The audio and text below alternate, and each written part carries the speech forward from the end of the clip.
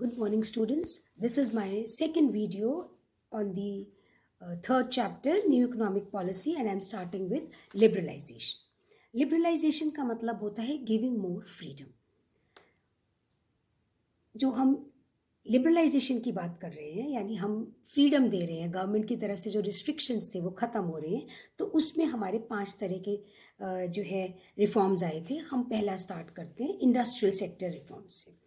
Industrial sector में सबसे पहली चीज़ हमारी क्या हुई कि जो हमने इंडस्ट्रियल लाइसेंसिंग पॉलिसी लगाई थी, हमने वो इंडस्ट्रियल लाइसेंसिंग पॉलिसी बिल्कुल रिमूव कर दी. किसी भी चीज़ के लिए हमें लाइसेंस की ज़रूरत नहीं थी. दूसरा पॉइंट हमारा हो जाता है, इसको हम कहते हैं abolition of the licensing system. दूसरा पॉइंट हमारा हो जाता है, हमने जब इंडियन पॉलिसी रेजोल्यूशन ऑफ 1956 पढ़ाया था तो उसमें बताया था कि हमने इंडस्ट्रीज़ को डिवाइड किया था शेड्यूल ए, शेड्यूल बी और शेड्यूल सी में. और शेड्यूल ए में वो इंडस्ट्रीज़ थी जो टोटल पब्लिक सेक्टर के अंडर थी. बहुत सारी इंडस्ट्रीज़ हमने उसमें रखी थी.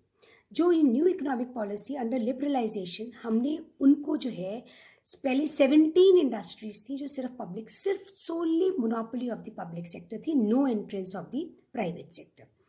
वो हमने 1991 में हमने उसको कन्वर्ट किया 8 इंडस्ट्रीज़ में, और लेटर ऑन 2010-11 में हमने उसको छोड़ दिया 3 इंडस्ट्रीज़ में.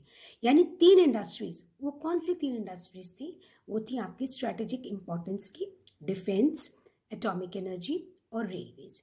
इन तीनों को छोड़ के हर जगह आपका प्राइवेट सेक्टर आ सकता था. ये हो गया आपका सेकंड पॉइंट, जिसे हम कहते हैं contraction of the public sector. तीसरा था, अगर आपको याद हो, इंडियन पॉलिसी रेजोल्यूशन में हमने लिया था small scale sector, small scale industries.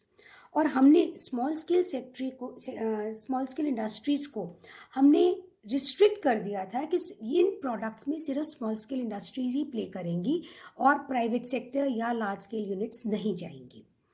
उसमें हमने क्या कहा था कि any industry where the investment is up to 5 lakh rupees is a small scale industry, और उसको हमने स्पेशल बेनिफिट्स दिए थे which you can see in detail when we in the second chapter. अब हमने क्या किया, ये जो हमने रिस्ट्रिक्शंस रखे थे ये हमने इनको हटा दिया. हमने इसको डी रिजर्वेशन कर दिया और इन्वेस्टमेंट हमने स्मॉल स्केल यूनिट की 5 लाख से बढ़ा करके 1 करोड़ कर दी. और 10-11 में हमने दोबारा जो चेंज किया उसमें हमने इसको 5 करोड़ कर दिया इन्वेस्टमेंट को. यानी अब जो हमने कॉटेज इंडस्ट्री जो हमारी थी, अब उसमें प्राइवेट सेक्टर यूनिट्स भी आ सकती थी. अगला पॉइंट आपका हो जाता है कि पहले ये था आपका कि अगर कोई भी इंडस्ट्री एक्सपैंड करना चाहती है, अपनी प्रोडक्टिव कैपेसिटी बढ़ाना चाहती है, तो बहुत ज़रूरी था कि उसको पहले कोई ना कोई लाइसेंस लेना पड़ता था या परमिशन लेनी पड़ती थी.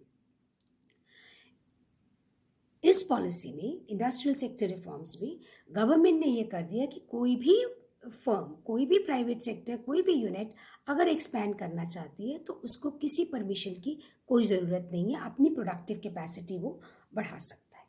और इसका जो लास्ट पॉइंट था, जो सबसे इम्पॉर्टेंट पॉइंट था, पहले हमारा क्या था कि हम import of goods and technology पे, import of capital goods, import of technology, उस पर पूरा कंट्रोल था गवर्नमेंट का.